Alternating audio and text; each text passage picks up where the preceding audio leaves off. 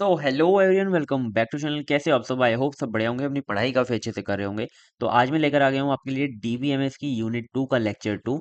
अभी तक हमने यूनिट 1 एंड यूनिट 2 का लेक्चर 1 तक कंप्लीट कर लिया है। अगर आपने अभी तक चेकआउट नहीं किया है तो जाओ जल्दी से, डिस्क्रिप्शन में आपको प्लेलिस्ट का लिंक मिल जाएगा, उसे जाकर चेकआउट करो और पढ़ाई करना स्टार्ट कर दो भाई। अगर आपने अभी तक नहीं किया है ना, तो बहुत अच्छे से पढ़ा है मैंने, सारी चीज़ें जाके पढ़ लेना। और आज हम हमने लेक्चर 1 के अंदर यहाँ से लेकर यहाँ तक कंप्लीट कर लिया था, डोमेन कंस्ट्रेंट तक। आज हम रिलेशनल अलजेब्रा से लेकर डोमेन कैलकुलस तक खत्म करेंगे, ठीक है। तो चलो देखते हैं, सबसे पहले आज हम क्या क्या देखने वाले हैं लेक्चर के अंदर। सो यूनिट 2 लेक्चर का कंटेंट है हमारा relational algebra, relational calculus. And relational calculus के अंदर ही हमारे टपल एंड डोमेन कैलकुलस आ जाते हैं, तो हम वो देख लेंगे, ठीक है। तो एक एक करके चीज़ें बताऊंगा, सबके साथ आपको एक एक एग्जाम्पल बताऊंगा, जिससे आपको सारी चीज़ें एकदम क्लियर रहेंगी और आपको वापस रिपीट करने की भी जरूरत नहीं पड़ेगी। बस आपने एक बार वीडियो देख लिया, समझ लिया, तो आपको चीज़ें याद हो जाएंगी, ठीक है ना। तो बस आपको क्या करना है, प्लीज़ यार, जो भी अगर आपके पास कोई भी डिस्टर्बिंग मटेरियल है हटाओ भाई, और फोकस करके वीडियो को देखो, ठीक है। सो सबसे पहले हम देखते हैं रिलेशनल अलजेब्रा होता क्या है, ठीक है। पहले मैं आपको एक चीज़ बताना चाहता हूँ कि हमने यूनिट 1 के अंदर हमने एक चीज़ पढ़ी थी, जो था हमारा क्या, लैंग्वेजेस ऑफ डीबीएमएस, ठीक है। यहाँ पर आप देख सकते हो, हमने जो यूनिट 1 पढ़ी थी, उसके अंदर हमने एक पार्ट पढ़ा था कि डेटाबेसिस लैंग्वेजेस, ठीक है, डेटाबेस लैंग्वेजेस इन डीबीएमएस, ठीक है। तो इतनी मल्टीपल टाइप्स की लैंग्वेज थी हमारी, तो उसमें से एक थी हमारी डेटा मैनिपुलेशन लैंग्वेज, ठीक है। डेटा मैनिपुलेशन लैंग्वेज हमारी टू टाइप्स की थी, एक थी हमारी प्रोसीजरल डीएमएल, एक थी हमारी नॉन प्रोसीजरल डीएमएल, ठीक है। प्रोसीजरल में हम ये बताना पड़ता था हमें कि हमें कैसे डेटा चाहिए, ठीक है। लेकिन हमें नॉन प्रोसीजरल में सिर्फ ये बताना होता था हमें कौन सा डेटा चाहिए, हमें स्टेप्स नहीं बताने पड़ते थे, ठीक है। और मैं यहाँ पर एक बार आपको ये डिफरेंस भी दिखा देता हूँ, जल्दी जल्दी ऊपर हो जाओ। ये रहा, ठीक हो। प्रोसीजरल में हम स्पेसिफाई करते थे हाउ टू रिट्रीव डेटा। अगर अभी अभी देखो समझा रहा हूँ मैं, ठीक है, अभी डायरेक्ट टॉपिक पे आ रहा हूँ। तो देखो, हम यहाँ पे स्पेसिफाई करते थे how to retrieve data, and यहाँ पर हम स्पेसिफाई करते थे व्हाट डेटा टू रिट्रीव, हमें क्या डेटा चाहिए, ठीक है। तो इसके अंदर हमने एग्जाम्पल में लिखा था रिलेशनल अलजेब्रा, और इसके एग्जाम्पल में हमने tuple relation calculus and domain relation calculus लिखा था। तो देखो, यहाँ पर हम रिलेशनल अलजेब्रा पढ़ रहे हैं और हम क्या पढ़ेंगे, रिलेशनल कैलकुलस पढ़ेंगे। तो रिलेशनल जो अलजेब्रा होता है हमारा प्रोसीजरल लैंग्वेज होती है, लेकिन जो हमारी रिलेशनल कैलकुलस होता है वो हमारा नॉन प्रोसीजरल लैंग्वेज होती है, ठीक है। सो यहाँ से आपको थोड़ा सा टॉपिक क्लियर हो जाना चाहिए कि थोड़ा सा रिलेट कर रहा है ये, ठीक है, यूनिट 1 से पूरा का पूरा रिलेट कर रहा है, ठीक है। तो देखो, हम देखते हैं यहाँ पर, अब आपको चीजें क्लियर होंगी। पहला है हमारा क्या है, रिलेशनल अलजेब्रा होता क्या है, ठीक है। सो देखो, relational algebra is a procedural query language. Query क्या होती है हमारी, क्वेरी का मतलब होता है क्वेश्चन, यानी कि हम इसमें क्वेश्चन करेंगे और हमें चीजें मिलेंगी, जो भी मतलब कि जो हम क्वेश्चन करेंगे उसके आंसर मिलेंगे, ठीक है। So relational algebra is a procedural query language and use to work with data in relational databases, ठीक है। सो डेटाबेस लैंग्वेज है तो हमारी रिलेशन डेटाबेस, यानी कि जो टेबल वाले डेटाबेस होते हैं ना, जिसके अंदर टेबल्स होती हैं, उस डेटाबेस के अंदर ये काम करेगा, ठीक है। It uses set of operator to retrieve, filter and combine data, and it provide foundation for SQL, ठीक है। सो इसके अंदर बेसिकली कौन कौन से हमारे ऑपरेशंस होते हैं वो तो अभी हम ऑपरेटर तो आगे देखेंगे, लेकिन बेसिकली ये कौन से काम कर रहा होता है, रिट्रीव करने के डेटा को, फिल्टर करने के डेटा को, और डेटा को यानी कि मल्टीपल जो टेबल्स हैं उन्हें कंबाइन करने के काम करता है, ठीक है। रिलेशनल अलजेब्रा, ठीक है, बहुत इजी है, अभी एक एक बताऊंगा सारी चीजें। ईच ऑपरेटर टेक रिलेशन, यानी कि जो ऑपरेटर होते हैं वो एज इनपुट में टेबल को लेते हैं। जैसे कि हम प्लस करते हैं, जैसे कि एडिशन होता है ना, उसके अंदर हम एक नंबर को एज इनपुट देते हैं और हमें इंटीजर ही मिलता है एज इनपुट, ठीक है। ऐसे ही रिलेशनल अलजेब्रा में क्या होता है, जो सारे ऑपरेटर्स हैं ना, वो इनपुट के अंदर टेबल ले रहे होंगे, आपसे एक टेबल ले रहे होंगे इनपुट के अंदर, या फिर दो टेबल ले रहे होंगे इनपुट के अंदर, और आपको आउटपुट के अंदर भी टेबल दे रहे होंगे, ठीक है। And output are new relation, making it easy to build complex queries by combining operations, ठीक है। तो चलो जल्दी जल्दी देखते हैं सारे ऑपरेटर कौन कौन से होते हैं, तब आपको चीजें क्लियर हो जाएंगी, ठीक है। तो देखो, बेसिक सी बात बताऊं तो रिलेशनल अलजेब्रा दो पार्ट में डिवाइडेड है, basic operators and derived operators, ठीक है। सो बेसिक ऑपरेटर्स हमारे बेसिक ऑपरेटर होते हैं, और डिराइव्ड ऑपरेटर थोड़े से एडवांस ऑपरेटर होते हैं बेसिक ऑपरेटर से, ठीक है। सो बेसिकली बताऊं तो बेसिक ऑपरेटर के अंदर 7 होते हैं, जो आप मैंने यहाँ पर ये जो बनाया ना, इसके लिए बनाया ये जो फ्लो चार्ट, कि आपको ये ना याद करने में इजी हो जाए। अगर आपको नाम याद रह गए तो आप आराम से कर दोगे, जैसे कि selection, projection, union, set difference, set intersection, rename, Cartesian product, और यहाँ पर natural join and conditional join. तो चलो एक एक करके पढ़ेंगे और एक एक करके सबके एग्जाम्पल देखेंगे, ठीक है। सबसे पहला हमारा जो बेसिक ऑपरेटर है हमारे अलजेब्रा का, वो है सिलेक्शन। सिलेक्शन आपको नाम से पता चल रहा है कि कोई कंडीशन लगा के हम कुछ टेबल के अंदर कॉलम्स को या फिर जो हमारे डेटा है उसे सेलेक्ट करेंगे, ठीक है। सो देखो यहाँ पे क्या लिखा हुआ है, the selection operator filter rows based on a specific condition, ठीक है। तो जल्दी से एग्जांपल देखते हैं बिना देरी करे, ठीक है। तो हमारे पास देखो यहाँ पर एक स्टूडेंट टेबल है, यहाँ पर हमारे पास एक स्टूडेंट टेबल है। उसके अंदर हम क्या करें, suppose we have student table and we want to find student who scored above 80। हमें मतलब ये पता लगाना है कि कौन-कौन से ऐसे स्टूडेंट्स हैं जिन्होंने स्कोर 80 से ऊपर किया है, ठीक है। सो देखो यहाँ पर आप देख सकते हो कि हमारे पास ये जो टेबल है इसके अंदर एक हमारे पास स्कोर का एक क्या है, कॉलम है, ठीक है। सो हमें इस पर बस कंडीशन लगानी है इस टेबल के ऊपर। कैसे हम कंडीशन लगाएंगे, हम क्वेरी लिखेंगे, ठीक है। तो ये जो सिलेक्शन है हमारा सिग्मा से डिनोट होता है। तो हमें क्वेरी कैसे लिखनी है, पहले लिखना है आपको सिग्मा, ठीक है, या फिर मतलब जो आपका सिलेक्शन ऑपरेटर है वो लिखना है आपको। बड़ा हो गया क्या? हाँ। पहले आपको क्या लिखना है, ये सिग्मा ऑपरेटर लिखना है। फिर आपने जो भी आपको कंडीशन देनी है, आपको ने वो लिखनी है ब्रैकेट के अंदर। आपने क्या लिखा है, स्कोर इज ग्रेटर देन 80। और आपको क्या लिख देना है, अपनी टेबल का नाम, ठीक है। आपने ये सारी चीजें लिख दी। अब क्या होगा, स्टूडेंट टेबल के अंदर जो भी स्टूडेंट होगा जिसकी स्कोर 80 से अबव होगा, है ना, तो वो हमें मिल जाएगा। तो रिजल्ट में हमें क्या मिल गया, student ID 1 and 3, name Alice and Charlie, और इनके जो स्कोर है वो 85 है और 90 है, ठीक है। तो ये हमारा काम हो गया, ऐसे काम होगा, ठीक है। वैसे ही जल्दी से हम नेक्स्ट एग्जांपल देखते हैं, सॉरी नेक्स्ट ऑपरेटर देखते हैं।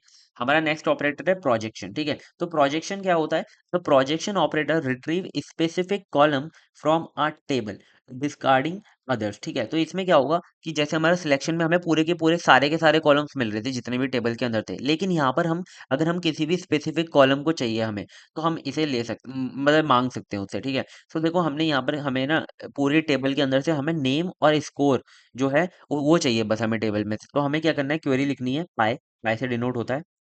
और जो भी हमें चाहिए, मतलब कि जो भी हमें कॉलम चाहिए, तो हमने यहाँ पे लिखा नेम एंड स्कोर, है ना। हमें स्टूडेंट, और यहाँ पे जो भी टेबल का नाम है वो, ठीक है। सो देखो यहाँ पर जो स्टूडेंट टेबल के अंदर जो भी हमारा नेम और स्कोर कॉलम होंगे, उसके जितना भी डेटा होगा हमें मिल जाएगा, ठीक है। तो देखो यहाँ पर हमें पूरा का पूरा रिजल्ट में डेटा मिल गया, है ना। ईजी है, बहुत ईजी है। मैंने यहाँ पर इतने अच्छे से नोट्स बनाए ना कि आपको ईजी लगने वाली है सारी चीजें, ठीक है। नेक्स्ट देखते हैं। नेक्स्ट है हमारा यूनियन। यूनियन आपको पता ही है, आप बचपन से पढ़ते आ रहे हो या यूनियन, है ना। तो देखो the union operator combines rows from two tables into a single result. यहाँ पर दो टेबल की रोज को कंबाइन करके एक सिंगल टेबल में कन्वर्ट करना ही यूनियन ऑपरेटर करता है, ठीक है। रिमूविंग एनी डुप्लीकेट, और अगर उसके अंदर कोई डुप्लीकेट है तो दो बार नहीं आएगा, वो एक ही बार आएगा, जैसा यूनियन के अंदर होता है, हमें सबको पता है। Both tables must have the same structure, लेकिन इसके अंदर क्या होना चाहिए, दोनों टेबल के जो स्ट्रक्चर है यानी कि जो कॉलम्स हैं वो सेम होने चाहिए। ऐसा नहीं होना चाहिए स्टूडेंट आईडी नेम और score and student ID and name, ऐसे नहीं होना चाहिए। ऐसा होना चाहिए student name and student name same to same, ठीक है। तो यहाँ पर हमारे पास दो कॉलम है, लाइक ये क्लास ए है और ये क्लास बी है। इसके अंदर स्टूडेंट आईडी है 1 2 एंड नेम है एलिस एंड बॉब, और इसके अंदर स्टूडेंट आईडी है 3 and 2 और नेम है चार्ली एंड बॉब। तो इसके अंदर देखो ये जो 2 वाली आईडी है ना वो रिपीट हो रही है, ठीक है। तो इसने क्या किया, ये जो 2 वाली आईडी थी उसे डुप्लीकेट होने से हटा दिया और सिंगल में कन्वर्ट कर दिया, ठीक है। तो यहाँ पर पहले 1 2 3 and Alice Bob and Charlie ऐसे आ गया, ठीक है। और इसकी जो क्वेरी वो कैसे लिखनी है, क्लास ए एन यूनियन वाला साइन एंड क्लास बी, ठीक है। जो भी आपको क्लास को करना है, ठीक है, यूनियन करना है। तो आई होप आपको ये क्लियर होगा। चलो नेक्स्ट देखते हैं।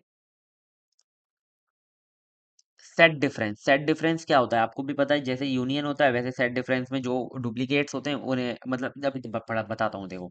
The set difference operator return rows that are in table but not in the others, ठीक है। तो जो डुप्लीकेट वाला इंटरसेक्शन में होगा, ठीक है। ये डिफरेंस में क्या होता है कि हमारी कोई हम जो पहले टेबल लिखेंगे वो वाला डेटा वो पहली वाली टेबल के अंदर होना चाहिए। अगर वो दूसरी टेबल के अंदर है तो वो डेटा डिलीट हो जाएगा। अभी एग्जांपल समझ में आएगी सारी चीजें, ठीक है।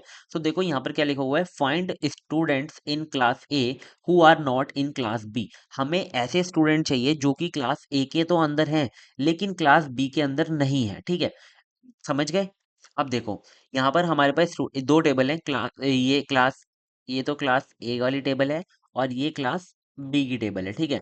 इस टेबल के अंदर हमारे पास student ID 1 2 and Alice and Bob name है, ठीक है। स्टूडेंट जो क्लास बी है, वो जो टेबल है उसके अंदर स्टूडेंट आईडी 3 एंड 2 है, और जो चार्ली एंड बॉब है, ठीक है। तो हमें क्या फाइंड करना है, हमें ऐसे स्टूडेंट फाइंड करने हैं जो कि क्लास ए के अंदर तो है लेकिन क्लास बी के अंदर नहीं है, ठीक है। तो देखो एलिस हमारा क्लास ए के अंदर तो है, लेकिन क्या क्लास बी के अंदर है, वो नहीं है ना। तो हमें यही चाहिए, ठीक है। यहाँ पे क्या क्या लिखा हुआ है, देखो कंडीशन अच्छे से पढ़ो।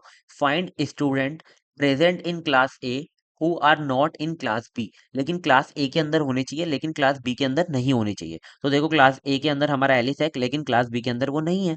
ऐसे ही हमारा जो बॉब है वो क्लास ए के अंदर तो है लेकिन वो क्लास बी के अंदर भी है, तो हम बॉब को हटा देंगे, ठीक है। तो क्वेरी कैसे लिखेंगे, class A minus class B. तो क्लास ए के अंदर जो ऑब्जेक्ट बच जाएंगे उसे हम इसके अंदर लिख देंगे, ठीक है।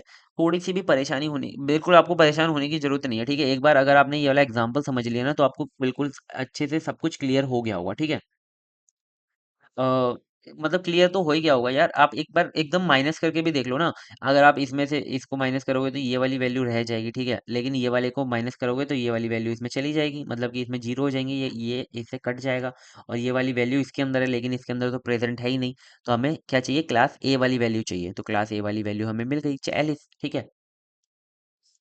कंफ्यूज मत होना बस प्लीज। अब आता है हमारा सेट इंटरेक्शन, यहाँ पर डुप्लीकेट वाला आएगा, ठीक है। तो सेट इंटरेक्शन में क्या होता है, द इंटरेक्शन ऑपरेटर, यहाँ पे देखो यूनियन से एकदम उल्टा ऑपरेटर होता है, आप पता होगा, आपने डीएसटीएल में पढ़ा होगा।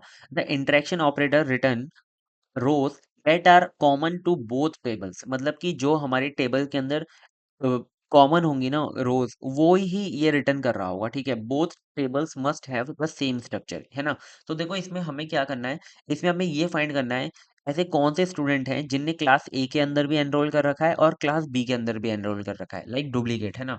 तो देखो क्लास ए हमारी ये है, क्लास बी हमारी ये है। इसके अंदर देखो एलिस जो है हमारा, क्या क्लास बी के अंदर है, नहीं है। क्या बॉब हमारा क्लास बी के अंदर है, हाँ है। तो बॉब हमारा क्या हो गया, ऐसा स्टूडेंट हो गया जिसने क्लास ए के अंदर भी एनरोल कर रखा है, क्लास बी के अंदर भी एनरोल कर रखा है, ठीक है। तो हम क्या करेंगे, बॉब को उठाएंगे और भाई रिजल्ट के अंदर लिख देंगे। और इसकी जो क्वेरी होगी कैसे होगी, class A intersection class B, मैंने इंटरसेक्शन इंटरेक्शन बोल रहा हूँ ना, जैसे इंटरसेक्शन होगा, ठीक है ना, सॉरी यार। चलो आगे बढ़ते हैं।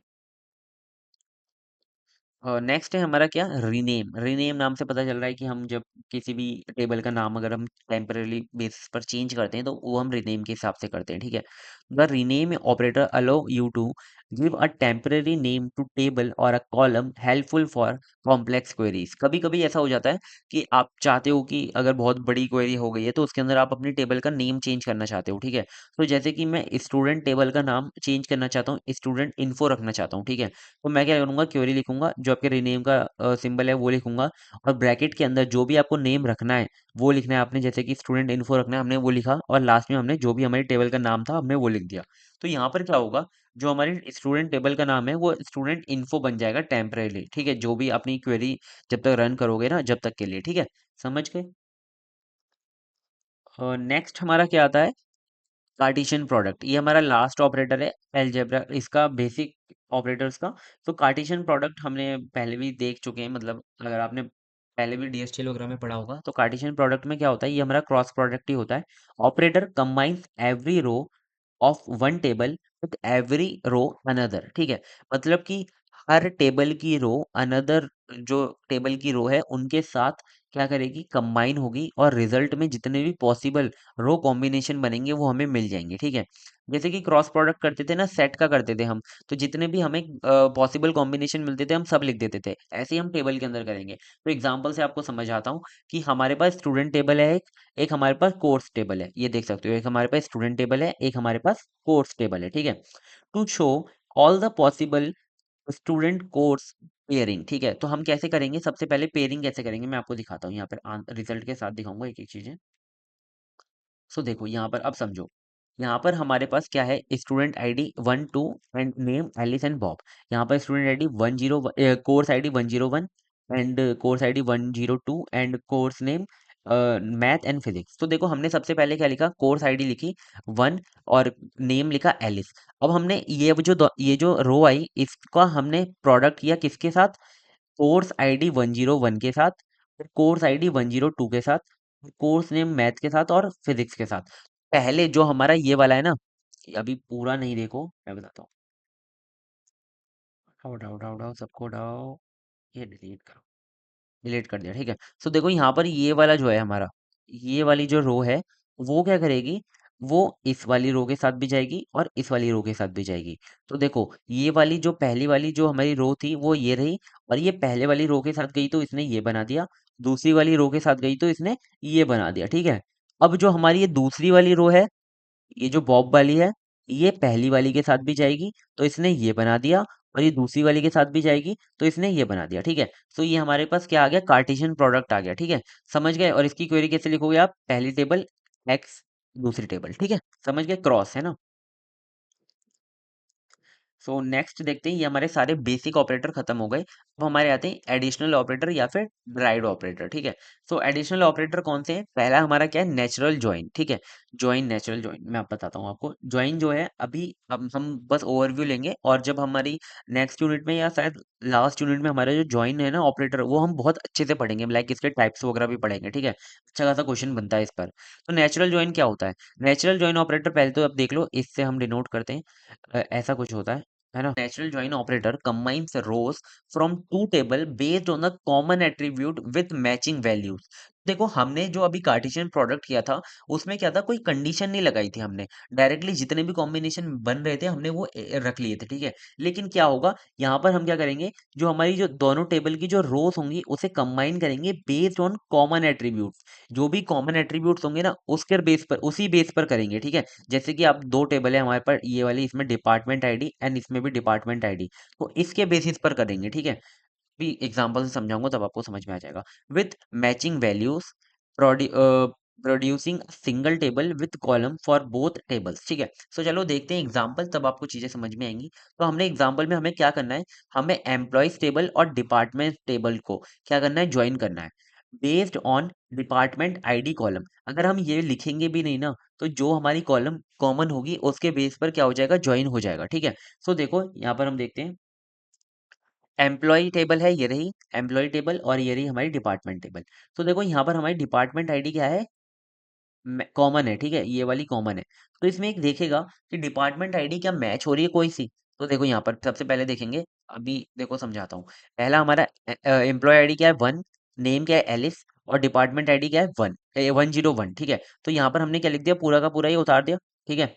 अब हम क्या करेंगे, डिपार्टमेंट वाले में चेक करेंगे कि 101 जो डिपार्टमेंट है वो कौन सा है। तो हमने देखा 101 डिपार्टमेंट एचआर वाला है, तो हमने एचआर डिपार्टमेंट यहाँ पे लिख दिया, ठीक है। अब हम क्या करेंगे, ये हमारा हो गया, ठीक है, ये वाला पार्ट खत्म हो गया। अब हम दूसरे पे जाएंगे। हमने एम्प्लॉय आईडी देखी क्या, 2, ठीक है। एम्प्लॉय आईडी हमने क्या देखी, 2 देखी, और हमने नेम क्या देखा, बॉब देखा, और हमने डिपार्टमेंट आईडी देखी 102, ठीक है। तो हमने यहाँ पे लिख दिया क्या, 2 लिख दिया एम्प्लॉय आईडी, हमने नेम लिख दिया बॉब, मतलब हमने नहीं लिखा, वो जो सिस्टम है वो लिखेगा, और डिपार्टमेंट आईडी लिख दी 102, ठीक है। अब हमने चेक किया क्या डिपार्टमेंट आईडी के कौन सा है डिपार्टमेंट आईडी जो 102 है। तो हमने देखा यहाँ पर सेल्स वाली है, तो हमने सेल्स को यहाँ पे लिख दिया, ठीक है। फिर हमारा क्या आया, फ्री वाला आया, फ्री लिखा यहाँ पर, ठीक है। फिर हमने लिखा चार्ली, फिर देखा हमने डिपार्टमेंट आईडी क्या है इसकी, 101। फिर 101 यहाँ पर चेक किया कि 101 कौन सा डिपार्टमेंट है, एचआर डिपार्टमेंट है, तो यहाँ पर एचआर डिपार्टमेंट आ गया। बिल्कुल ऐसे ही होगा ज्वाइन, ठीक है। समझ रहे हो किसके बेसिस पर हुआ ये पूरा का पूरा ज्वाइन, डिपार्टमेंट आईडी के बेसिस पर हुआ ज्वाइन, ठीक है। चलो नेक्स्ट देखते हैं हमारा क्या होता है, कंडीशनल ज्वाइन। तो ये क्या था, हमारा नेचुरल ज्वाइन था, कि मतलब जो भी हमारी कॉमन आईडी थी, कॉमन कॉलम थी, उसके बेसिस पर हो गया, ठीक है। लेकिन यहाँ पर अब क्या होगा, कंडीशनल ज्वाइन में हम कंडीशन बताएंगे कि हमें किस कॉलम के बेसिस पर हमें ज्वाइन करना है, ठीक है। तो चलो देखते हैं, या फिर किस कंडीशन के बेसिस पर हमें ज्वाइन करना है। So देखो, the conditional join works similarly to the natural join but allows conditions other than equality. मतलब कि वहां पर तो देखो जो कॉमन थे उसके बेसिस पर हमने कर दिए थे, लेकिन यहाँ पर हम अपनी तरफ से भी कंडीशंस रख सकते हैं, जैसे कि हमें स्टूडेंट और इसको देखो ज्वाइन टेबल में मैंने थोड़ा टाइम लिया था ना, यहाँ पर देखो आपको चीजें कैसे समझ में आएंगी। हमें स्टूडेंट टेबल और स्कोर टेबल को क्या करना है, हमें ज्वाइन करना है, ठीक है। और हमें क्या कंडीशन लगानी है, वेयर स्टूडेंट स्कोर, जो कि स्टूडेंट टेबल के जो कॉलम है स्कोर, वो हमारा ग्रेटर देन होना चाहिए स्कोर टेबल की मिनिमम स्कोर से, ठीक है। अब समझाता हूँ। तो देखो हमारे पास यहाँ पर दो टेबल हैं, एक हमारे पास टेबल है स्टूडेंट, और एक हमारे पास टेबल क्या है, स्कोर, ठीक है। स्टूडेंट टेबल के अंदर हमारे पास एक कॉलम है स्कोर, ठीक है। एक यहाँ पर हमारे पास कॉलम है मिनिमम स्कोर, ठीक है। तो ये हमारी क्या है, स्कोर टेबल है, और ये हमारी स्टूडेंट टेबल है, ठीक है। अब हमें क्या कंडीशन लगानी है, हमें ये कंडीशन लगानी है कि हमें इन दोनों को तो पहले बात तो ज्वाइन करना है, ठीक है। हमें इन दोनों को ज्वाइन करना है, यानी कि कंबाइन करना है, ठीक है। और हमें इस बेसिस पर कंबाइन करना है कि जो स्टूडेंट टेबल के अंदर जो स्कोर कॉलम है वो हमारा ग्रेटर देन होना चाहिए स्कोर टेबल के मिनिमम कॉलम से, ठीक है। तो कैसे करेंगे अब मैं आपको बताता हूँ, ठीक है। यहाँ पर मैं क्वेरी बता देता हूँ। Operation perform to conditional join on student and score where student score is greater than minimum score of score table, ठीक है। तो देखो यहाँ पर हमने क्वेरी क्या लगाई है, स्टूडेंट ज्वाइन, यहाँ पर ऐसे लिखते हैं, थोड़ा सा इसका जो स्टेट इसका जो सिंटैक्स है वो थोड़ा ऐसा है। हमने जो पहली टेबल हमें ज्वाइन करनी है वो हमने यहाँ लिखी, फिर हमें ज्वाइन करना है किस बेसिस पर, ये हमने कंडीशन लिखी, और लास्ट में जिस टेबल जो लास्ट वाली टेबल है हमारी जिसके साथ हमें पहली वाली टेबल को ज्वाइन करना है वो हम लिखते हैं, ठीक है। तो हमारी कंडीशन तो यही है कि score is greater than minimum score. तो देखो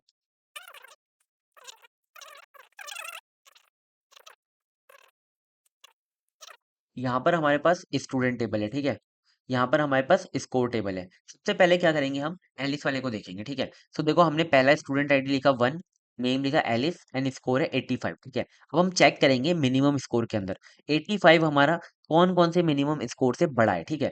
तो 85 हमारा 70 से बड़ा है, हाँ बड़ा है। 80 से बड़ा है, हाँ बड़ा है। तो हम क्या करेंगे, एक तो एलिस वाले को उठाएंगे, हमने एलिस वाले को उठाया, हमने मिनिमम स्कोर 70 वाला लिख दिया। हमने एलिस वाले को उठाया, हमने मिनिमम स्कोर 80 वाला लिख दिया, ठीक है। तो ये जो पहली जो दो रिकॉर्ड बने हैं ना, ये हमारे एलिस से बन गए, ठीक है। ये हमारे एलिस से बन गए, समझ गए। तो यार मैंने बहुत मतलब अपने हिसाब से बहुत इजी वे में बताया है, तो आपको समझ में आ गया होगा, ठीक है। अब हमने क्या उठाया, बॉब वाला उठाया, बॉब बॉब को उठाया, हमने नंबर देखे 75। 75 कौन से मिनिमम स्कोर से बड़ा है, 75 70 से बड़ा है, 80 से बड़ा है, नहीं बड़ा है। तो हम क्या करेंगे, बॉब वाले को लिखेंगे और 70 वाले को लिख देंगे। तो हमारा ये जो तीसरा रिकॉर्ड बना, ये हमारा बॉब वाले से बन गया, ठीक है। अब हमारा नेक्स्ट आता है क्या, चार्ली। चार्ली के नंबर देखे हमने क्या, 90 है। 90 नंबर मिनिमम स्कोर में किस किस से बड़े हैं, ठीक है। सो चार्ली हमारा 70 से बड़ा है, 80 से बड़ा है, और 90 से बड़ा नहीं है, लेकिन बराबर हमने यहाँ पे ले लिया है कि बराबर भी रख सकते हैं, ठीक है। मतलब कि हमने कंडीशन के अंदर बराबर भी ले रखा है। तो हम मिनिमम स्कोर ये जो एक्सीलेंट वाला है ये भी ले लेंगे, ठीक है। सो हमारे जो चार्ली वाले से आगे की 3 रिकॉर्ड और बन जाएंगे, ठीक है। अब हमने ये डेविड वाला लिया, डेविड वाले तो हमने चेक किया, 65 किसी मिनिमम स्कोर से बड़ा है, नहीं है। आप देख सकते हो यहाँ पे 70 से भी बड़ा नहीं है, 80 से भी बड़ा नहीं है, 90 से भी बड़ा नहीं है। तो ये जो डेविड वाला है वो इसके अंदर ही रह जाएगा और ये नहीं आएगा। लेकिन नेचुरल जॉइन में क्या होता कि कॉमन देखकर वो सारे के सारे उठा लेता, लेकिन हमने यहाँ पर कंडीशन लगा रखी है तो डेविड नहीं आएगा, ठीक है। समझ गए आप। मैंने देखो अपनी तरफ से बहुत इजी वे में आपको समझाने की कोशिश करी, आपको समझ में आ जाना चाहिए, ठीक है। रिलेशनल कैलकुलस, तो देखो हमने अभी क्या देख लिया, रिलेशनल अलजेब्रा हमने देख लिया। रिलेशनल अलजेब्रा क्या थे हमारे, रिलेशनल अलजेब्रा थे हमारे प्रोसीजरल लैंग्वेज, ठीक है। लेकिन जो रिलेशनल कैलकुलस होता है हमारा, वो होता है हमारा नॉन प्रोसीजरल क्वेरी लैंग्वेज, ठीक है। तो नॉन प्रोसीजरल क्वेरी लैंग्वेज क्या होती है, नॉन प्रोसीजरल क्वेरी लैंग्वेज में हम ये बताते हैं कि हमें क्या रिट्रीव करना है, हम ये नहीं बताते हमें कैसे रिट्रीव करना है, ठीक है। बस ये डिफरेंस है इसके अंदर, ठीक है। So देखो relational calculus is a non-procedural query language used in databases, meaning it focus on what data is to retrieve rather than the step to retrieve it. ठीक है, unlike relational algebra which specifies sequence of operation, relational calculus describe the desired result. बस relational calculus हमें desired result बताता है, ये नहीं बताता कि हमें जो रिजल्ट आएगा वो कैसे आएगा, ठीक है। तो देखो हमारा जो रिलेशनल कैलकुलस है दो टाइप का है, पहला हमारा टपल रिलेशन कैलकुलस है, दूसरा हमारा डोमेन रिलेशनल कैलकुलस है। टपल रिलेशन कैलकुलस हमारा रोज पे काम करता है, और हमारा जो डोमेन रिलेशन कैलकुलस है कॉलम पर काम करता है। इतना दिमाग के अंदर रखो, ठीक है। चलो देखते हैं एक एक करके। यार देखो अभी रिलेशन अलजेब्रा तो आपको क्लियर है ना, डिराइव्ड वाले में मेरे को ऐसा लग रहा है आपको समझ में आएगा नहीं, फिर यार समझ में आ जाना चाहिए, मैंने बहुत इजी वे में आपको बताया, ठीक है, एक एक ऑपरेशन करके बताया। सबसे पहला हमारा क्या आता है, टपल रिलेशनल कैलकुलस, ठीक है। तो टपल रिलेशनल कैलकुलस पूरा किस पर फोकस करता है, रोज पर फोकस करता है। In TRC we use tuple variable देखो यहाँ पर ना क्या होता है कि हमारा एक टपल वेरिएबल बनता है, यानी कि एक हमारा वेरिएबल बनता है, लाइक टी नाम से एक वेरिएबल बनता है जो कि हर एक टपल पर जाता है, यानी कि हर एक रो पर जाता है। रोज हमारी क्या होती हैं, ये हमारी रोज होती हैं, ठीक है। तो ये क्या जाता है, हर एक रो पर जाता है और जो हम कंडीशन लगाते हैं उसे चेक करता है, ठीक है। जैसे कि हम प्रोग्रामिंग के अंदर हमने देखा है ना कि हम जो लूप लगाते हैं उसके अंदर एक हम आई बनाते हैं जो कि हमारा हर एक वैल्यू पर जा रहा होता है और चेक कर रहा होता है क्या वो कंडीशन सेटिस्फाई कर रही है या नहीं कर रही है। ऐसे ही इसके अंदर जो हमारा टी होता है वो एक ऐसा वेरिएबल होता है जो कि इटरेट करता है over each row of a table, हर एक टेबल की रो पर इटरेट करता है, checking if the row meet the specified condition और नॉट, ठीक है। समझ गए, मतलब कि मैंने यार समझा दिया, ठीक है। अब देखो इसका सिंटैक्स कैसे होता है। यहाँ पर हम ऐसे टी लिखते हैं ब्रैकेट के अंदर, करली ब्रेसेस के अंदर, फिर हम यहाँ पे ऐसे ये लगाते हैं भाई बार, फिर हम लिखते हैं कंडीशन, जो भी हम कंडीशन लगाने वाले हैं, ठीक है। समझ गए। तो यहाँ पर पहले क्या आता है हमारा, एक वेरिएबल बनाते हैं, फिर हम कंडीशन लिखते हैं, ठीक है। और हम इस कंडीशन के बेसिस पर जो भी हमें डेटा मिल जाता है, ठीक है, जो भी ये कंडीशन फुलफिल करता है वो हमें डेटा मिल जाता है, ठीक है। सो देखो T represent a tuple and condition T represent a condition that T must satisfy, ठीक है। सो देखो ये जो टी है, ये जो कंडीशन है, इसे बहुत प्रेडिकेट भी कहा जाता है, तो प्रेडिकेट भी नाम से आप याद कर सकते हो इसे, ठीक है। सो देखो ये मैंने आपको बता दिया, ये हमारा ओवरव्यू हो गया। अब हम इसे समझेंगे एक एग्जांपल की हेल्प से, तो आपको क्लियर होगा पूरा टॉपिक, ठीक है। तो हमारे पास क्या है, एक हमारे पास कस्टमर डेटाबेस है, ठीक है। तो कस्टमर डेटाबेस के अंदर क्या क्या चीजें हैं हमारे पास, एक हमारे पास कस्टमर आईडी है, नेम है और जिप कोड है, ठीक है। सो हमें एक क्वेरी लगानी है, जो हमारा क्वेश्चन क्या है कि get all the data for customers with zip code 12345, ठीक है।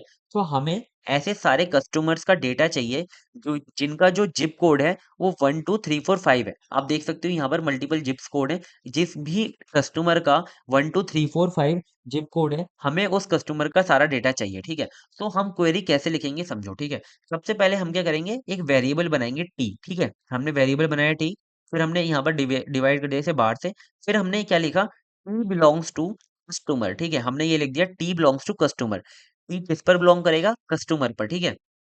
और यहाँ पर हमने एक ऑपरेटर लिखा, क्या ऑपरेशन, ये होता है हमारा एंड ऑपरेटर, ठीक है। ये वाला हमारा एंड होता है, यहाँ पर मैं लिख देता हूँ, ये हमारा और होता है, और ये हमारा नॉट होता है, ठीक है। सो हमने यहाँ पे क्या लिखा, एंड लिखा, and T dot zip code equal to 1234, यानी कि टी जो है हमारा कस्टमर, यानी कि कस्टमर टेबल से बिलोंग करेगा, और टी डॉट जिप कोड, यानी कि जो टी डॉट जिप कोड है, यानी कि टी डॉट जिप कोड वाला जो कॉलम है उसके अंदर जो डेटा हमारा 1234 के इक्वल होगा वो हमें डेटा लाकर दे दो, ठीक है। ऐसे क्वेरी इसकी लिखी जाती है, ठीक है। अब हमें रिजल्ट में क्या मिल जाएगा, यहाँ पर हमें 1 एंड 4 वाला, देखो 1 एंड 4 वाले का जो जिप कोड है वो 12345 है, आप देख सकते हो 12345 है, हमें ये मिल गया रिजल्ट के अंदर। यही हमारा क्या होता है, तो ये टपल रिलेशन कैलकुलस होता है, ठीक है। सो देखो टपल रिलेशन कैलकुलस हमारा खत्म हो गया। देखो टपल रिलेशन कैलकुलस के अंदर और भी बहुत सारी चीजें होती हैं, बहुत डिटेल में चीजें होती हैं, लेकिन आपकी यूनिवर्सिटी एग्जाम के पॉइंट ऑफ व्यू से इतना ही बहुत है, इससे ज्यादा मत पढ़ना। अगर आपको देखो चाहते हो तो भाई पढ़ सकते हो, वरना मैंने जितना करा दिया इतना बहुत है, अभी तक तो पेपर के अंदर आया नहीं है। रिलेशन अलजेब्रा आ जाता है, लेकिन रिलेशन कैलकुलस अभी तक तो आया नहीं है, ठीक है। तो नेक्स्ट देखते हैं हमारा क्या, domain relational calculus. So domain relational calculus किस पर फोकस करता है, हमारा कॉलम पर फोकस करता है, ठीक है। जैसे कि टपल हमारा किस पर फोकस कर रहा था, रो पर। डोमेन हमारा किस पर फोकस करेगा, कॉलम पर। इन डी आर सी, इसका जो शॉर्ट फॉर्म है वो लिखा हुआ है, in DRC we use domain variable. यहाँ पर हम जैसे वहां पर टपल वेरिएबल था, यहाँ पर क्या होता है, डोमेन वेरिएबल होता है, ठीक है। That represent specific column, DRC queries specify condition that the values in the in these column must satisfy, ठीक है। सो देखो अभी आपको नहीं समझ में आ रहा है, दिक्कत मत लो यार, मैं समझाऊंगा एग्जांपल के थ्रू, ठीक है। सो इसका सिंटेक्स कैसे होता है, यहाँ पर हमारे जो भी कॉलम्स होते हैं हम वो डिफाइन करते हैं, लाइक D1 हमने डिफाइन किया कस्टमर आईडी, D2 हमने डिफाइन किया नेम, और DN तक मतलब जो भी है, लाइक हम डिफाइन कर सकते हैं जिप कोड वगैरह जो भी आएगा, ठीक है। फिर हम यहाँ पर कंडीशन लिखते हैं जो भी हम कॉलम पे लगाएंगे, ठीक है। So here D1 and D2 are the domain variable, यानी कि कॉलम वेरिएबल्स हैं रिप्रेजेंटिंग इंडिविजुअल कॉलम्स, ठीक है। सो चलो देखते हैं एग्जांपल, उससे चीजें क्लियर होती हैं, क्योंकि हमारे पास यहाँ पर एक एग्जांपल है कस्टमर डेटाबेस का, जो कि पहले वाला था, बिल्कुल सेम टू सेम। देखो वही हम रिट्रीव कर रहे होंगे जिप कोड। तो देखो get all the data for customers with zip code 1234। जैसा हमने टपल रिलेशनल कैलकुलस के अंदर लिखा था, वैसी क्वेरी देखो आप यहाँ पर नहीं है, ठीक है। यहाँ पर हम कॉलम के बेसिस पर खेलेंगे, ठीक है। तो देखो हमने यहाँ पर तीन वेरिएबल डिफाइन करे हैं, क्योंकि हमारे जो डेटाबेस है उसके अंदर तीन ही कॉलम है। आप देख सकते हो, देखो D1 हमारा किसे डिनोट कर रहा है, कस्टमर आईडी को। D2 हमारा किसे डिनोट कर रहा है, नेम को। D3 हमारा किसे डिनोट कर रहा है, जिप कोड को। यहाँ पर हमें डायरेक्टली ये नेम नहीं लिखने होते हैं, हमें यहाँ पर वेरिएबल्स बनाकर लिखने होते हैं, ठीक है। और हमने यहाँ पर बिलोंग्स भी करा दिया, देखो यहाँ पर D1 D2 and D3 belongs to customer, ठीक है। तो ये जो D1 D2 D3 है हमारा किसे बिलोंग कर रहे हैं, कस्टमर को बिलोंग कर रहे हैं, यानी कि कस्टमर डेटाबेस को बिलोंग कर रहे हैं, ठीक है। एंड यहाँ पर क्या लगा है, एंड ऑपरेटर लगा है। D3 इक्वल टू हमारा जो D3 है वो इक्वल होना चाहिए 1234 से, यानी कि जो D3 किसे डिनोट कर रहा था, जिप कोड को, ठीक है। सो हमारा जो D3 है वो किसके इक्वल होना चाहिए, 1234 के। तो देखो यहाँ पर 1 और जो 4 कस्टमर आईडी है वही इक्वल है किसके, 1234 के। तो यहाँ पर हम कस्टमर आईडी नहीं, जिप कोड, ठीक है। सो ये हमारा यहाँ पर रिजल्ट आ गया, ठीक है। सो देखो कितना ईजी था। आई होप आपको ये क्लियर होगा, है ना। आपको वैसे भी कोई यहाँ पे क्वेरी वगैरह नहीं पूछने वाला, आपको डायरेक्टली बोलेगा कि डिफाइन करो डोमेन रिलेशनल कैलकुलस, या फिर डिफाइन करो पल रिलेशनल कैलकुलस, या फिर पूरा का पूरा पूछ लेगा जो रिलेशनल अलजेब्रा या रिलेशनल कैलकुलस, ठीक है। सो आई होप आपको ये सारी चीज़ें समझ में आ गई होंगी। हमने जितना बोला था, मतलब आज हमने कंप्लीट कर लिया। अगर आपने अभी तक चैनल को सब्सक्राइब नहीं किया है तो प्लीज़ से चैनल को सब्सक्राइब कर लो, हमें मोटिवेशन मिलता है। और अगर कोई आपको लेक्चर्स के अंदर दिक्कत लगती है तो भी बताओ, अगर आपको लेक्चर अच्छे लग रहे हैं तब भी कमेंट करो, ठीक है। सो आज हमने कितना कंप्लीट कर लिया, हमने कैलकुलस, यहाँ तक कैलकुलस तक कंप्लीट कर लिया, ठीक है। सो देखो यहाँ तक हमारा सिलेबस कंप्लीट हो गया यूनिट 2 का। अब हम नेक्स्ट में एसक्यूएल देखेंगे, ठीक है। सो यहाँ तक प्लीज जल्दी से कंप्लीट करो, अपने नोट्स वगैरह बनाओ। अगर आपको नोट्स परचेज करने हैं तो डिस्क्रिप्शन में जाकर देख सकते हो, आपको यूनिट 1 के मिल जाएंगे, यूनिट 2 खत्म होने के बाद मिल जाएंगे, ठीक है। तो चलो मिलते हैं किसी नेक्स्ट लेक्चर में, इसी के नेक्स्ट लेक्चर में। Bye bye and all the best for your exam, take care.